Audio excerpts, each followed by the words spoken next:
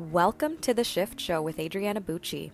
Join me every week to learn all about narcissistic abuse recovery, healing from physical and emotional pain after the abuse, and everything else to do with toxic people and how they affect your physical, emotional, and mental health.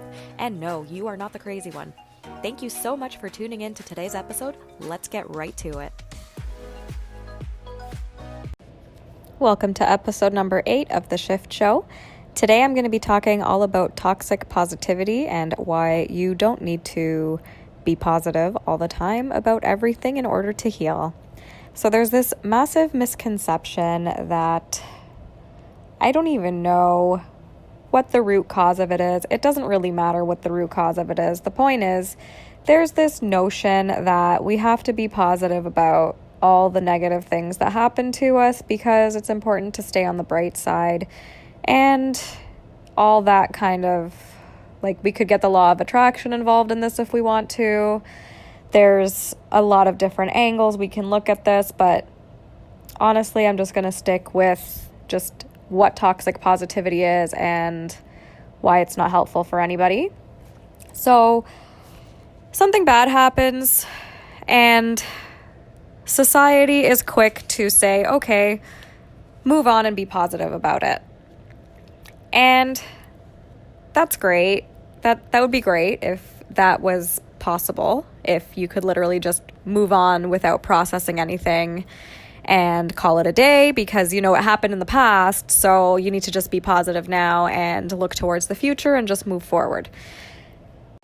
So okay, cool. In an ideal world, we would just think positively, something bad would happen, think positive thoughts, and then it just goes away. But here's what's wrong with that. If you have not processed the negative emotions that come with whatever situation happened, how are you supposed to make room for the positive? Things are allowed to suck.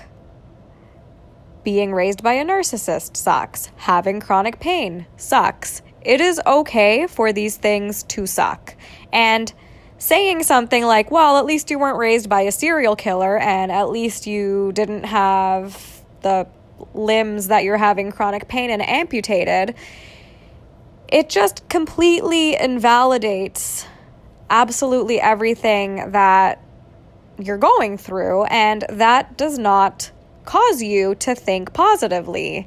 And imagine what kind of world we would live in if that actually worked. If people could just think positively and they would be happy, the world would look a lot different than it does right now. So I just, I don't have any issue with people being positive, but when you're doing it to continue to nullify and numb out anything negative, it's not helpful at all. I posted a quote to my Instagram recently that said, if you find yourself immersed in a pile of dog shit, would you just spray perfume on yourself and pretend that you're not completely saturated in shit for the rest of your life? No, you would do laundry, you would take a shower or 10, make sure there's no more dog shit anywhere else, and continue cleaning until it's all gone. So essentially, spraying perfume on dog shit is the same thing as this toxic positivity, being positive, staying strong, looking at the bright side, good vibes only thing that I'm trying to explain here. If you really, truly want to be positive and something really terrible has just happened or something terrible has happened in the past and you haven't fully processed it, you literally have to look at, acknowledge, and feel and release the difficult emotions that are behind this negative situation so that you can actually make room for the real positivity or the so-called good vibes that you're trying to find.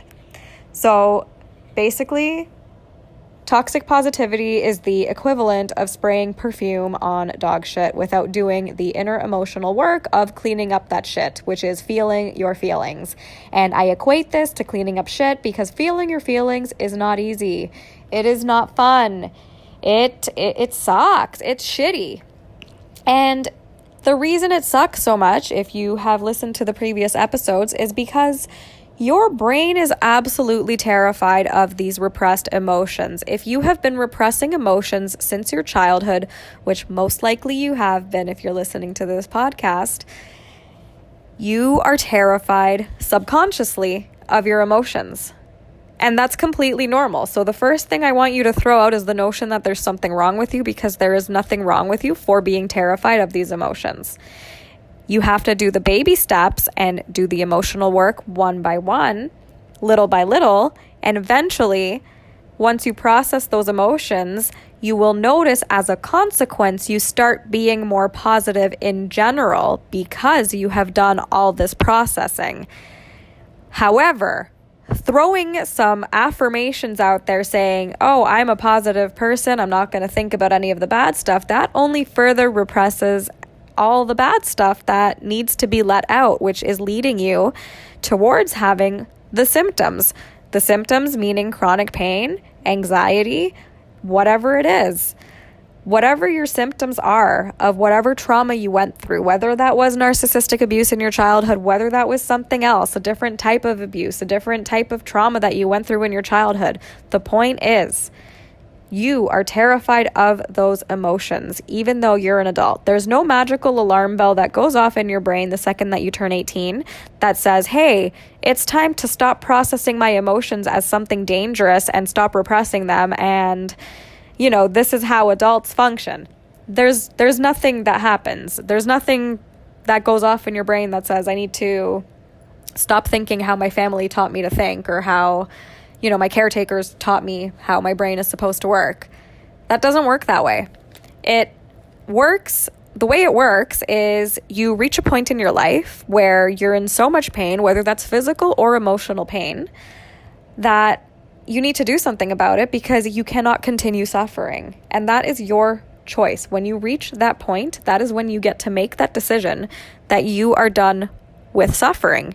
And throwing some positive affirmations and happy thoughts, good vibes only, all that fluffy, glittery pink stuff on whatever you went through is not going to help you.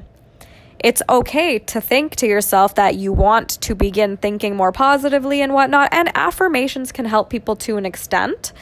But when you're dealing with actual things that you want to make shifts in your life, you can't just throw affirmations at that and expect to make an actual lasting shift. An affirmation might make you feel better for 5 minutes. It might make you feel better for a day. It might make you feel better for a week.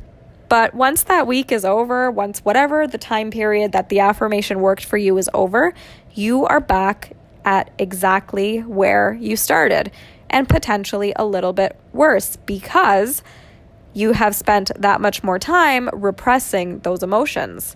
So this is why throwing positive affirmations at shit is not really constructive at all. And this also feeds into this loop of the affirmations worked for a little bit of time last time, so let me just try it again. And then you keep doing this to yourself, not realizing that you are repressing and continuing to repress. And the thing is, a lot of the times we have no idea that we are repressing anything.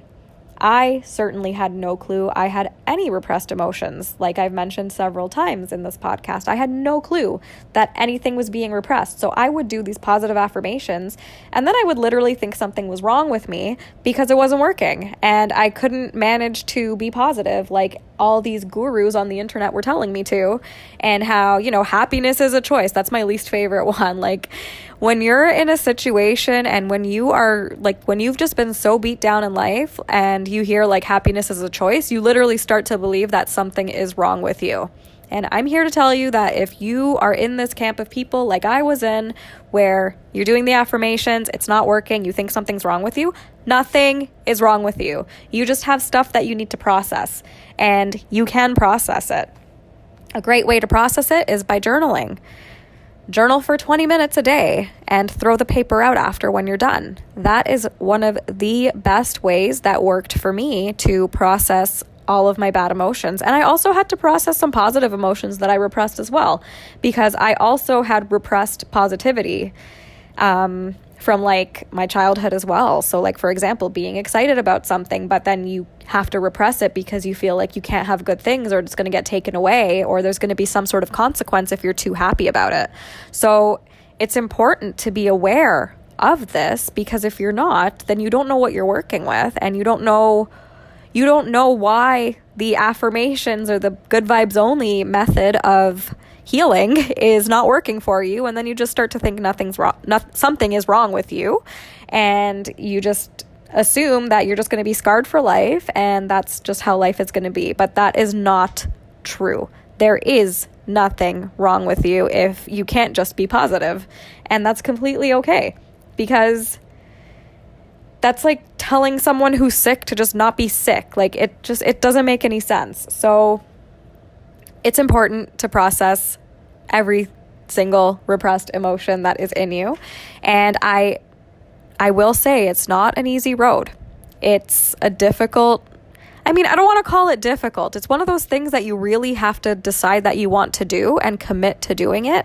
And as you start doing it, it's going to be hard. You're going to be met with resistance, and that's your own brain resisting and being afraid of the repressed emotions because it's been repressed for so long. So your brain doesn't know what's going to happen. And realistically, you know that you're just going to spend some time feeling this emotion, which is technically not dangerous at all, but your brain thinks it is super dangerous. So it just sounds these alarm bells saying like, stop, do not proceed. This is too scary. And that's completely normal. And this is why I am here. It by no means means that there's anything wrong with you whatsoever. So I will end this episode here. I hope this has been helpful. And again, if you have tried to think positively and it's not working, it doesn't mean that there's anything wrong with you at all. Some people like to think that this is the way that you heal, but it's not. The way that you heal is through it. You have to feel it to heal it. And I wish there was an easier way. I wish there was a magic pill for this, because it is difficult to feel it because you have spent such a long time not feeling it. And I will say it's worth it. It is absolutely worth facing that fear, facing those scary things that you have repressed for such a long time. It could be decades that you've been repressing your emotions. And that is okay. It's so normal to be somebody who has repressed emotions for such a long time. Feeling it is the only way through it. So I do hope that this was helpful, and we will see you next week.